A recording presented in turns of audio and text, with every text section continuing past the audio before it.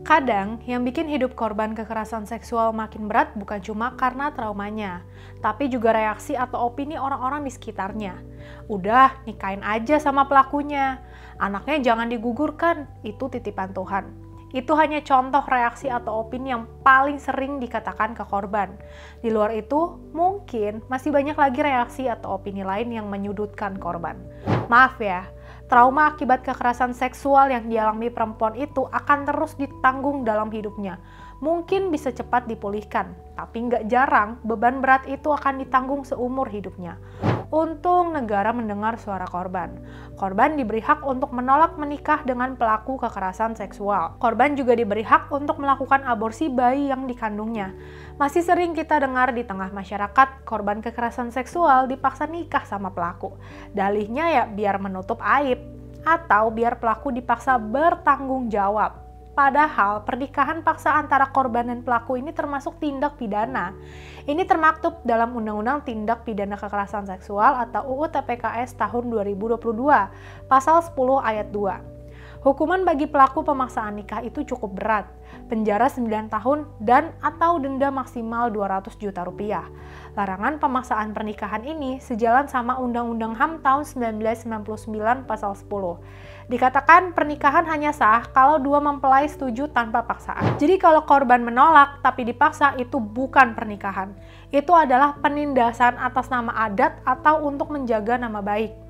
Penting digarisbawahi, memaksa korban menikah dengan pelaku adalah bentuk kekerasan seksual baru.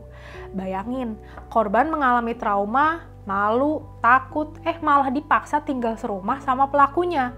Itu jelas bukan solusi bagi korban.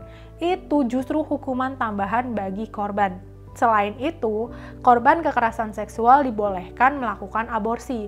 Itu termaktub dalam Peraturan Pemerintah Nomor 28 Tahun 2024, Pasal 120. Tapi PP ini kasih syarat cukup ketat untuk melakukan aborsi. Di antaranya, aborsi hanya boleh dilakukan di fasilitas kesehatan yang sesuai dengan standar yang ditetapkan. Aborsi juga hanya boleh ditangani dokter yang kompeten dan berwenang.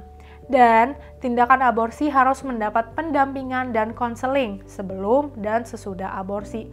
Artinya, aborsi nggak bisa dilakukan secara sembarangan. Nggak semua kehamilan adalah pilihan. Sebagian perempuan terpaksa menanggung konsekuensi itu bukan dari pilihan sadar dan kerelaannya.